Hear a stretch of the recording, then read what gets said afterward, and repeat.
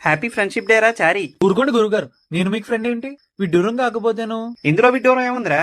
Friendship కి age limit ఏమీ లేదే.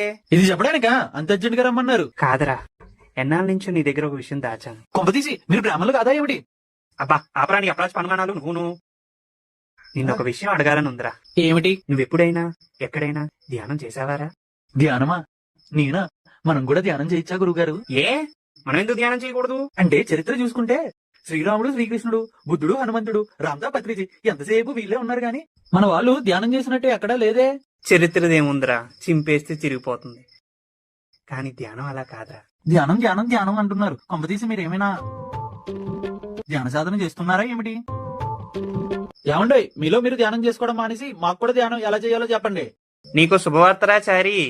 కైలాసపురి ఖత్తర్లో పత్రిజీ ధ్యాన మహాయాగం జరగబోతుంది. వెళ్దాం పదరా. మీరు కూడా రావాలనుకుంటున్నారా? అయితే వెంటనే ఈ క్రింది నెంబర్లకు సంప్రదించండి.